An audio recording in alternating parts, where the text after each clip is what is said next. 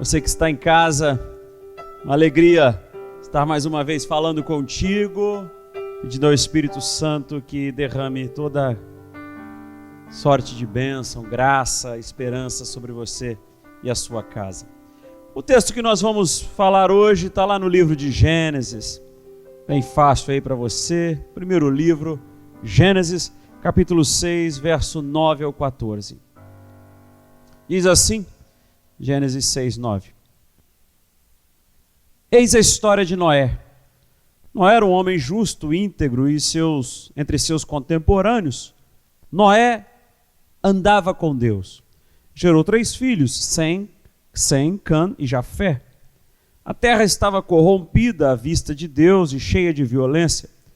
Viu Deus a terra, e eis que estava corrompida, porque todo ser vivente havia corrompido o seu caminho na terra. Então disse Deus a Noé: resolvi dar cabo de toda a carne, porque a terra está cheia da violência dos homens. Eis que os farei perecer juntamente com a terra. Faze uma arca de tábuas de cipreste, nela farás compartimentos e calafetarás com betume por dentro e por fora. Verso 19. De tudo que vive, de toda a carne, 2 de cada espécie, macho e fêmea, farás entrar na arca para os conservares vivos contigo. No capítulo 7, o texto é longo, de todo esse quadro aqui do dilúvio, eu estou selecionando alguns versículos. No 7, 1 e 2, disse o Senhor a Noé: entra na arca tu e toda a tua casa, porque reconheço que tens sido justo diante de mim no meio desta geração. De todo animal limpo levarás contigo 7 pares, o macho e a sua fêmea, mas dos animais impuros 1 par, macho e sua fêmea. Mas fiquemos atentos ao primeiro versículo. Entra na arca tu e toda a tua casa, porque reconheço que tens sido justo diante de mim no meio desta geração. O texto fala, texto 6, 7, 8, fala fazendo um resumo geral, essa estrutura do relato do dilúvio, uma sessão de preparativos necessários para este evento que estaria por vir. As razões são dadas no versículo 9 ao 12, a maldade, a terra corrompida. Veio uma revelação a respeito de Noé, no verso 13 ao 21, você pode olhar na sua Bíblia, um homem íntegro, um homem que andava com Deus. É dada uma ordem para que ele entre com sua família, no verso 1 do capítulo 7, Gênesis 26 também, uma ordem registrada pela obediência de Noé, que ele siga as instruções divinas. O versículo 9 ao 12 do capítulo 6, nós fizemos a leitura, e os últimos versículos do capítulo 8 são importantes nessa passagem. Preservarei os últimos do capítulo 8 para o final. Para quê? Para ressaltar, para dar uma dimensão bem definida, bem elaborada das razões do dilúvio e o propósito de Deus para a história. Propósito de Deus para a vida na terra. Nós sabemos um pouco desse texto, nós conhecemos esse texto. Alguns elaboram e pensam ser uma lenda, alguns trabalham que o texto está aqui para mandar uma mensagem, e eu tenho essa convicção, uma mensagem de fé. Tradicionalmente, o dilúvio tem sido interpretado como um evento, um desastre, algo cataclísmico que consumiu o mundo inteiro. Mas algumas abordagens, elas pensam que é uma interpretação de um evento que teria consumido o mundo do antigo Oriente Médio, uma vasta região, mas não todo o planeta propriamente dito. As interpretações seguem, as especulações tomam as suas opiniões, cada um com o seu aporte, com o seu posicionamento. Há uma repetição dos relatos entre as culturas, não somente aqui no Oriente, não somente no caso da fé dos judeus, mas outras culturas também têm os seus eventos de desastres naturais, de chuvas. Escreveram até livros sobre isso. Existe um livro chamado A Bíblia Tinha Razão. Mas o que me chama a atenção é que esse texto da Bíblia Tinha Razão, ela pensa, ou o autor pensa, que a nossa base de fé é a arqueologia, que a nossa base de fé é a historiografia, as datas. Não. A nossa base de fé não é isso. Aliás, existe no cenário novo, contemporâneo, existe aquele que crê e aquele que crê no conteúdo daquilo que se crê. Então, muitas pessoas, os neofundamentalistas, eles estão presos ao conteúdo da fé e não à fé. Ele crê no que a arqueologia disse que era para crer. Ele crê no que a historiografia diz para crer. Mas o texto bíblico não é um livro de uma narrativa lógica, de uma construção lógica. É o texto de construção, é um texto de elaboração de fé de um povo. Porque quando nós pensamos nas contradições, por exemplo, uma aqui que nós fizemos a leitura, no capítulo 6 são 2 de cada espécie, no capítulo 7 são 7.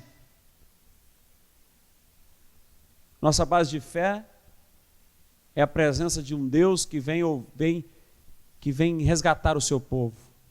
A nossa base de fé é um Deus que ouve o clamor do seu povo, e o povo escreve conforme eles estão ali se orientando.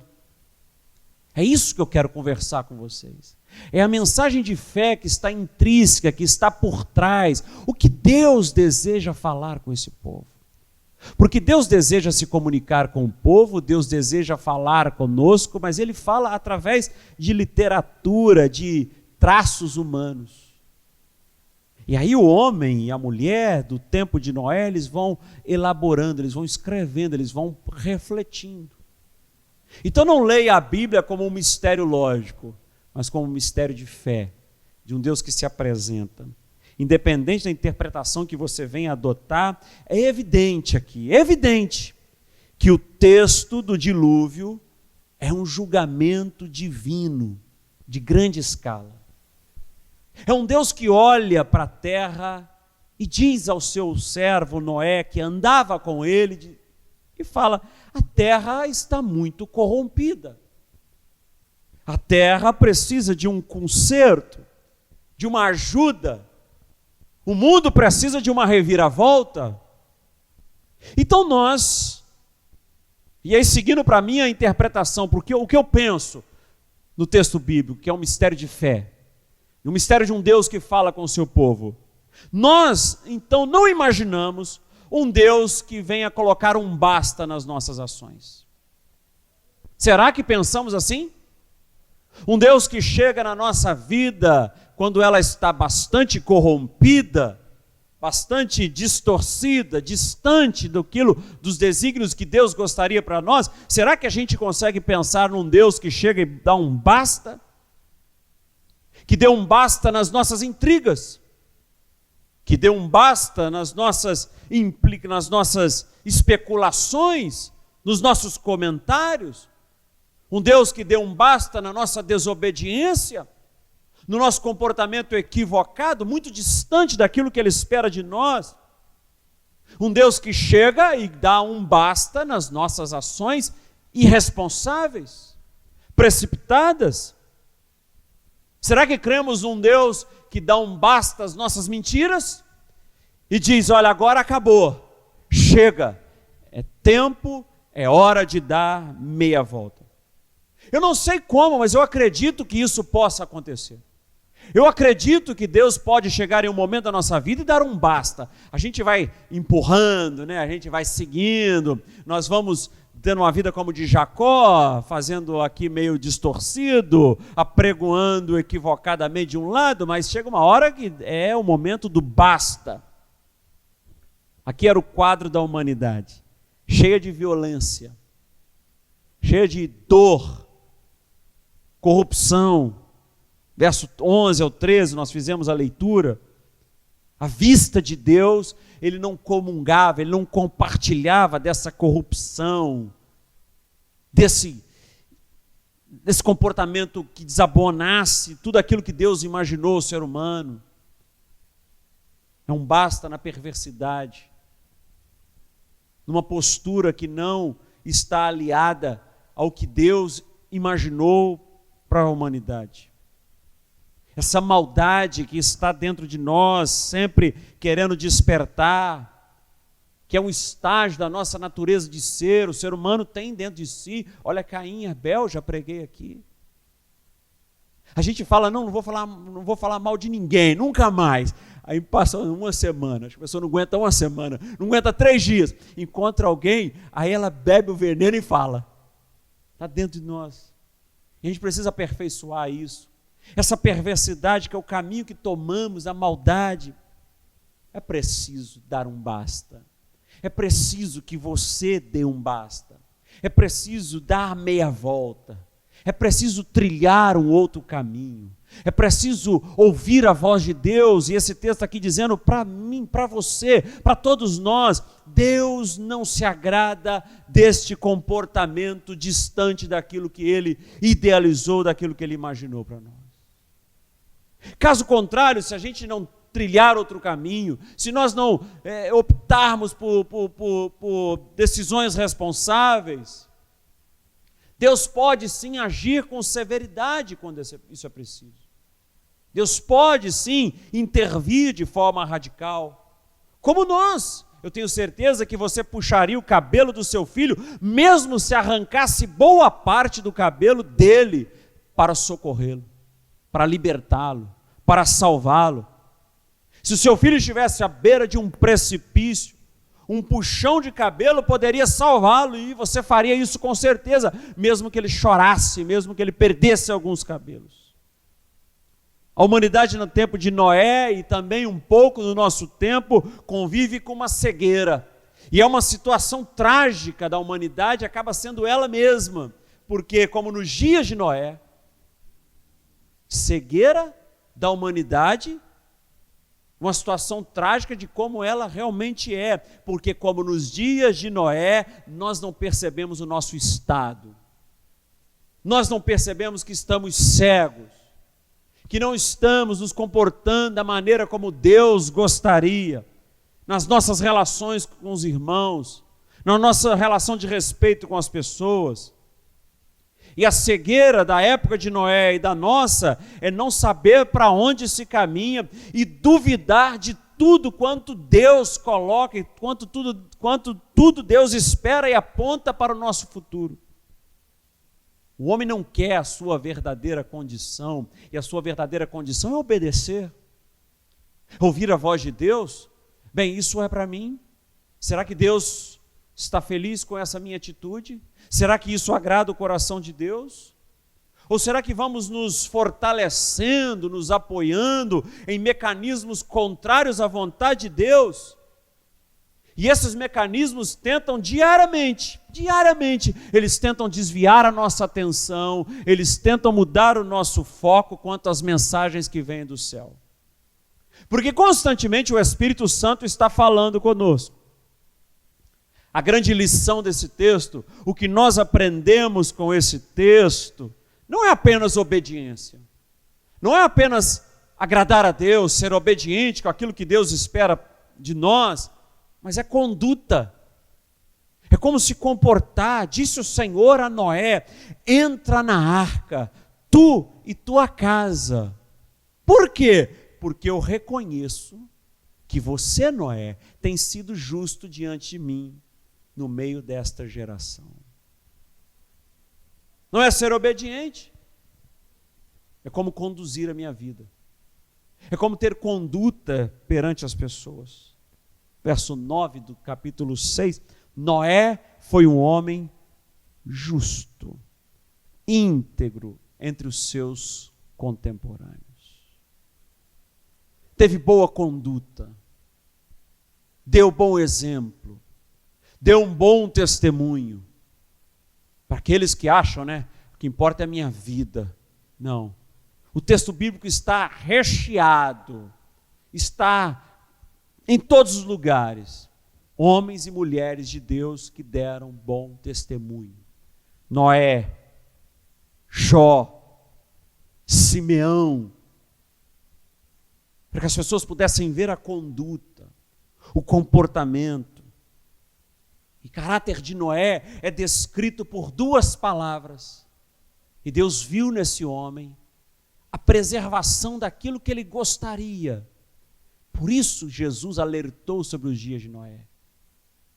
Na sua vida, no caso de Jesus, no seu comportamento, na sua conduta, como Deus gostaria que as pessoas e todo ser humano se comportassem. Sabe como? Olhe para Jesus. Um homem íntegro e justo no meio de uma geração corrompida. O caráter de Noé é descrito. 2 palavras resumem: justo e íntegro.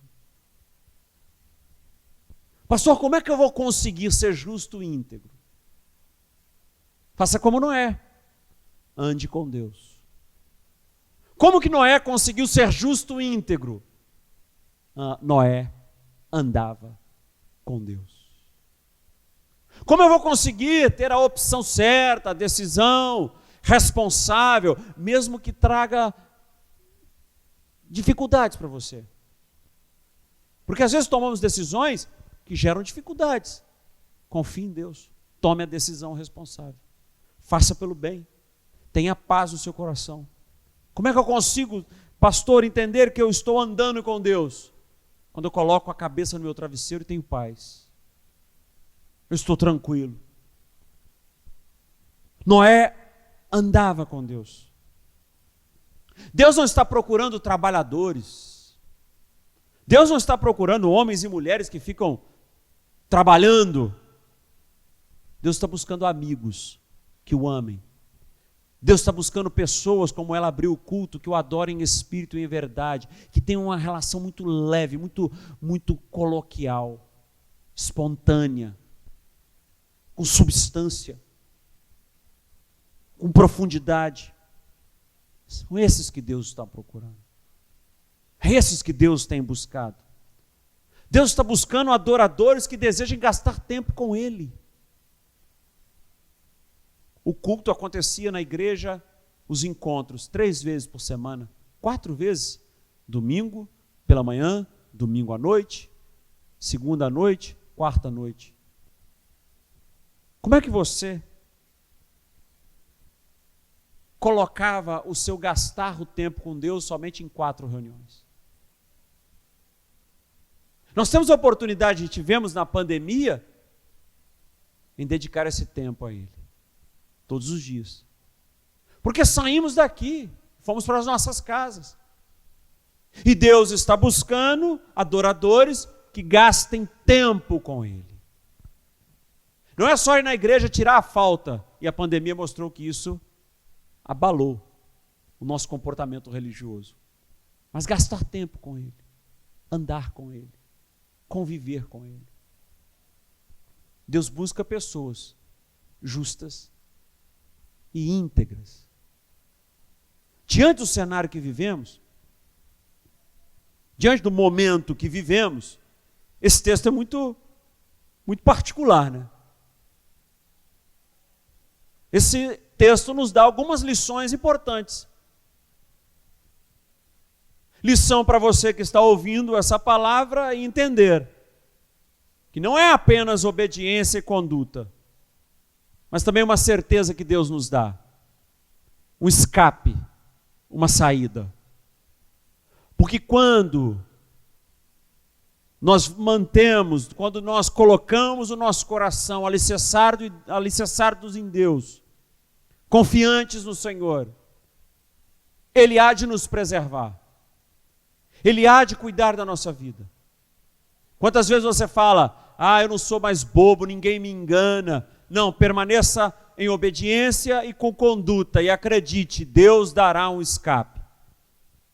Noé andava com Deus, Deus o preservou. Noé achou graça diante de Deus. Noé era justo e íntegro entre os seus contemporâneos. Deus encontrou Noé e Deus preparou um escape para Noé e sua casa. Isso significa que Deus há de preparar também um escape, uma saída para você, para sua casa e para sua família. Mantenha o seu coração íntegro em Deus. O que está acontecendo com essa arca de Noé é uma tábua de salvação, é um preparo de Deus, é um escape de Deus para preservar a integridade e a conduta de Noé. É uma porta para Noé entrar e ser preservado, e assim Deus fará com a sua vida um escape, um lugar seguro. Deus estará sempre fazendo isso. Diz o Salmo 29 que Deus é quem preside os dilúvios. Isso significa te dizer nessa noite que Deus vai sempre prover um escape para a sua casa, um escape para o seu povo. Deus há de providenciar maneiras para te guardar, uma saída. E é Deus que faz isso. Porque se não fosse Deus que fizesse isso, a nossa salvação estaria muito arraigada, fortalecida pelas nossas obras. Mas não são as nossas obras, não é o nosso mérito, não é a nossa força, é Deus que há de preparar o escape. Lembre-se de Jesus falando de Noé, assim como fora no tempo de Noé, será agora. Deus preparou e há de preparar sempre um escape. Não é a sua força, não é a sua competência, não é a sua habilidade, não é a sua forma de conduzir um culto, ler a Bíblia, orar, pregar. É o Senhor. Não é a sua oração, é o Senhor. Entendemos isso como fruto da graça de Deus, como esse dom que Deus derramou sobre todos nós, e é certo que nós, homens e mulheres, nada merecemos dele, mas ele há de preparar uma saída, isso é graça. Deus nos amou muito, mandou-nos a Cristo, seu Filho querido, para salvar-nos da morte eterna. E por seu sangue, pela sua vida, pelo seu comprometimento com as obras de Deus, nos conduzir a esse caminho que leva ao Pai, olhando para Jesus, repetindo o seu gesto e entender que Jesus Cristo é este maior escape, é esta saída, é esta porta providencial de Deus. Todas as vezes que você olha o texto bíblico, você vai encontrar saídas. Se você fizer a leitura do texto bíblico, você vai encontrar escapes, rota de fuga, êxodo. O que é um êxodo? Um caminho, uma rota, uma fuga. E sempre que você lê o texto, você encontra escapes de Deus. José. O povo estava com fome, José estava no Egito. O que era José? Um escape, uma providência de Deus. O povo estava sofrendo, Deus ouviu o seu clamor e Deus levantou Moisés. O que era Moisés? Um escape, uma saída, uma rota. A relação de Moisés com o anjo no meio da noite. O sangue era o que na porta? Um escape, uma saída. A relação da arca. A arca de Noé, a relação dela, o que é? O que tem nessa mensagem?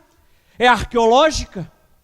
A encontrar um pedaço de madeira da arca de Noé? Não, a arca de Noé é uma mensagem de escape, é uma rota, é um caminho que Deus está dizendo que há de preservar o seu povo.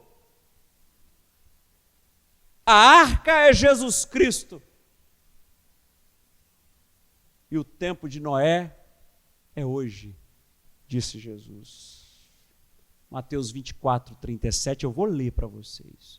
Como foi nos dias de Noé, assim será também a vinda do Filho do Homem.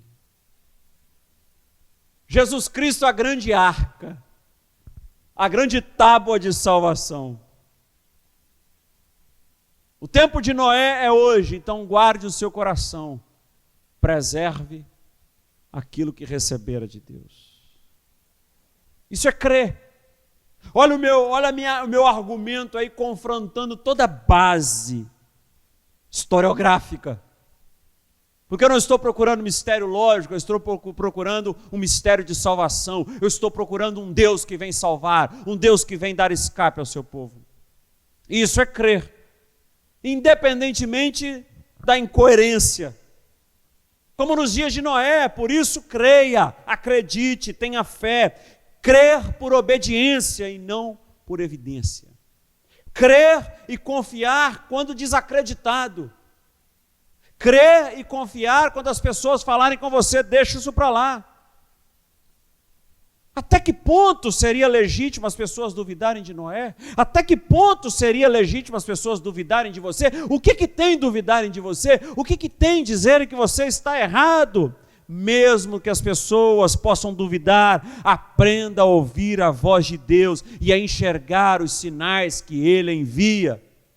É ouvir a voz de Deus e enxergar. É saber ouvir a voz de Deus quando em volta o ambiente está desfavorável.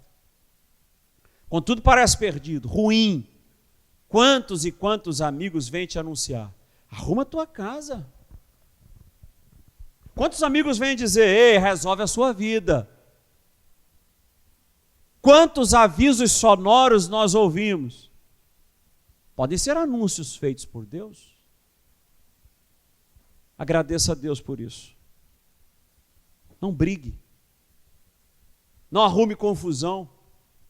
Ouça. Quando pararem de dizer que precisa mudar, quando largarem de mão, como é o clichê, né? Vou deixar de mão.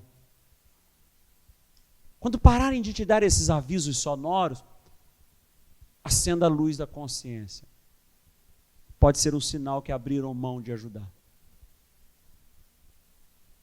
Às vezes o ambiente é desfavorável, né? Mas eu estou bem com as pessoas. As coisas estão ruins, mas eu estou tranquilo. E aí nesse caso é perigoso, porque eu não tenho olhos para a arca. A situação está complicadíssima, mas está todo mundo aqui em volta, a gente está curtindo. Mas eu não estou com os olhos no escape, na saída. A situação está difícil, mas eu estou bem. E eu não tenho ouvidos para Deus. E o tempo está passando. Uns veem, mas não enxergam. Veem, mas não enxergam. Todo o capítulo 6 e 7 está aí. As respostas às nossas inquietações, aos nossos dilemas. Geralmente a gente vê coisas muito simples. E a gente não acredita que pode ser o Senhor. Noé viu um galho preso no bico de um pássaro. E ao ver um galho preso no bico de um pássaro, ele entendeu o quê? O fim do dilúvio. Então as pessoas estão vendo, mas não estão enxergando. Deus está se comunicando e as pessoas não estão percebendo. Para isso, para essas coisas acontecerem, para você ficar em sintonia com as mensagens de Deus, é preciso saber esperar. Não tomar decisões precipitadas. Preciso pedir a Deus a bênção da paciência. Ajude-me, Senhor. Aprenda a esperar e espere sempre por Deus. Salmo 27. Espera pelo Senhor. Tem bom ânimo. Noé estava no meio dessa geração, no meio dos seus contemporâneos. Deus viu somente em Noé um homem que preservou com justiça e integridade. Noé é o único homem que achou graça diante do Senhor e Noé não pediu nada. Deus resolveu dar um basta. E Noé esperou. E Noé confiou. Noé pregou quando todos estavam duvidando. Então, enquanto todos e as pessoas ficarem duvidando de você, faça como Noé. Aprenda a esperar em Deus. Quando questionarem a sua fala, aprenda a esperar em Deus. Aprenda como Noé esperou contra a desesperança. Não chove não, você é um maluco, você é um doido. Pode ser que você esteja vivendo um dilúvio emocional. Um sentimento oceânico, como fala na psicologia, que vai circundando a nossa existência. Em volta não vemos nada, só água, né? A gente afunda, só água. Às vezes dá uma levantada, pega um ar e volta. Nesse momento, que você talvez esteja vivendo esse dilúvio emocional, esse momento é preciso esperar. Esperei com paciência no Senhor. Ele se inclinou para mim e ouviu o meu clamor. Superar esse momento emocional, esse momento ruim, esse dilúvio que você talvez esteja enfrentando, vem de uma coisa muito simples que a gente precisa aprender a esperar e entender que as coisas vão melhorar, as águas vão baixar, as coisas retornarão à normalidade. Deus é bom relacionamento. Dizia o poeta, mas é claro que o sol vai voltar amanhã. Por isso confie em Deus, porque quem acredita em Deus sempre alcança. Ao fazer isso, esperar, ouvir, enxergar, ler os sinais, corra para um lugar seguro. Ouça as coisas boas. Absorva aquilo que vai edificar a sua vida. Correr para um lugar seguro foi o que Noé fez. Ele construiu, orientado por Deus, e nós precisamos também construir esse lugar seguro. Se você sabe que algumas notícias e algumas mensagens não te fazem bem, proporcione lugar seguro para você. Às vezes o ambiente é desfavorável, isso serve para nos lembrar que devemos correr e construir o lugar seguro. Quando estiver fraquejando, debilitado, é para te lembrar, corra para um lugar seguro. A pessoa falou um momento que passava mal, que tinha algumas dificuldades, vivia esse estado emocional aqui, esse dilúvio, se sentindo afogada, e eu falei, o que você anda assistindo? Eu fico assistindo esses vídeos de WhatsApp. Eu falei, meu Deus, você só vai afundar-se mais. É preciso construir um lugar seguro. Ao invés de ouvir os vídeos de WhatsApp que o grupo te manda, corra para um bom livro, corra para um excelente livro. Construa hábitos saudáveis, construa coisas que te façam bem, construa um lugar aonde você não será abalado com facilidade. Noé construiu um lugar seguro, construiu um ambiente seguro, foi orientado por Deus e falou, preciso construir isso. Saber construir um lugar seguro para quem? Para a sua família, para os amigos. Mandar mensagens para as pessoas para que lhes ajudem a construção de lugares seguros. Construir ambientes seguros para os animais, que nós não compreendemos, mas está lá. Construa um lugar seguro para os animais. Geralmente ouvimos, né? Mais importante é minha família. Não tem responsabilidade com ninguém, não. Construa um lugar seguro para você, para a sua família, para os estranhos, que Deus vai trazer para os animais. Estamos num tempo de correr para um lugar seguro, um tempo de reagir. Conhece a história do Titanic? Toda a segurança, toda a elegância, toda a confiança, toda a riqueza e habilidade que a modernidade poderia construir, estavam ali incorporadas ao Titanic. O navio mais longo já construído, 4 quadras de comprimento, acomodações para uma tripulação de 860 pessoas, capacidade para 3.500 passageiros. Foi construído com o mesmo cuidado dos melhores cronômetros. Era de uma ostentação, de um tamanho recorde, que o Titanic impressionou. A era dourada da construção naval. Seus motores eram de 50.000 HP e produziam a velocidade de 24 nós por hora. Isso é o Titanic. Protegido por 16 compartimentos estanques. Olha que proteção, olha que zelo. E cada compartimento desse era protegido por estruturas de aço. Então, na época do seu lançamento, o Titanic era um objeto móvel maior do mundo. 11 horas e 40 minutos da noite, do dia 14 de abril de 1912, um iceberg rasgou o lado estibordo desse navio, jogando todo o convés, arrebatando 6 compartimentos estanques, destruindo tudo. O mar começou a se infiltrar.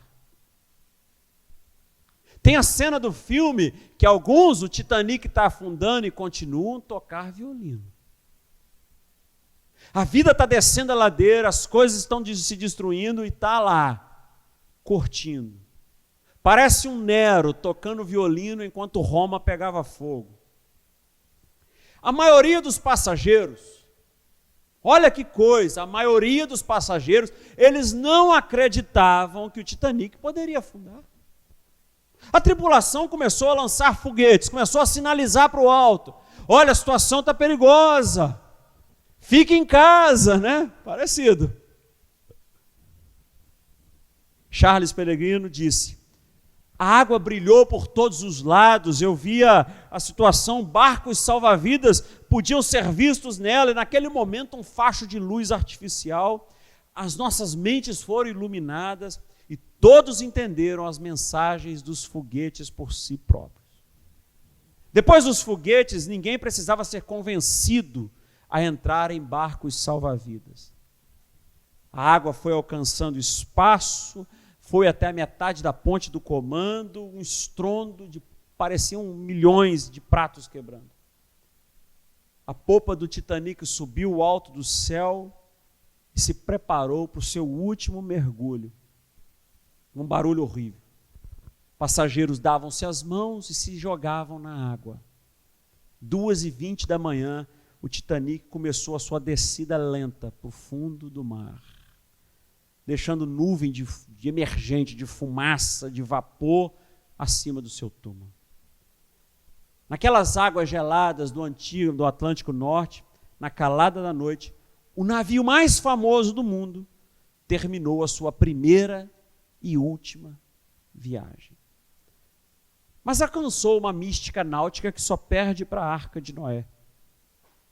Tudo tão rápido, de 11h40 a 2 da manhã, tão rápido, que poucos reagiram. Poucos reagiram. Rápido. Eu acho que em março de 2020, o Brasil contabilizava, eu não estou com o número aqui, mas eu acho que 16 mortos por dia pela Covid-19. Hoje passam de 1.000. Um ano depois. Poucos puderam reagir.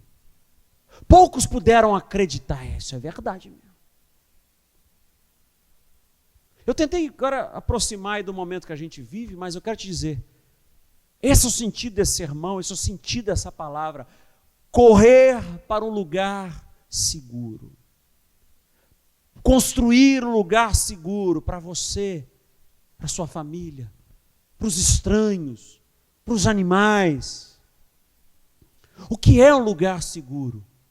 A igreja, que agora migrou para outro tipo de realização, cada um na sua casa, mas hoje é o lugar seguro que nós temos, e estar aqui ouvindo a voz de Deus.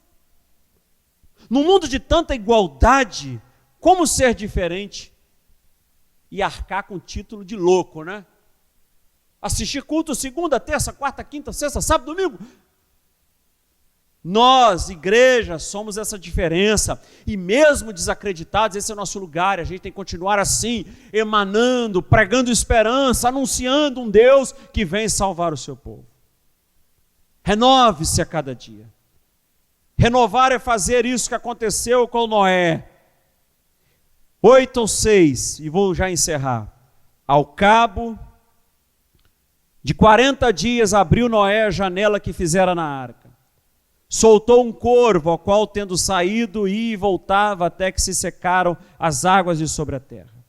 Depois soltou uma pomba para ver se as águas teriam já minguado da superfície da terra. Mas a pomba Não achando onde pousar o pé, tornou para a arca, porque as águas cobriam ainda a terra. Noé, estendendo a mão, tomou e recolheu consigo. Esperou ainda outros 7 dias e de novo soltou a pomba fora da arca. À tarde ela voltou a ele, trazia no bico uma folha nova de oliveira. Assim entendeu Noé que as águas tinham minguado sobre a terra. Se esperou 7 dias e soltou a pomba, ela, porém, já não retornou para ele. Renovar é isso, é receber um ramo de oliveira no bico de um pássaro, de uma pomba, e pensar, é o fim do dilúvio. É caminhar pela praia e ouvir o canto de um pássaro e falar, a vida é maravilhosa.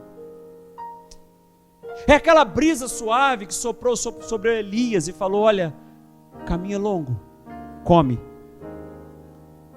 Renovar é pensar naqueles companheiros, caminheiros de Emaús que partiam pão.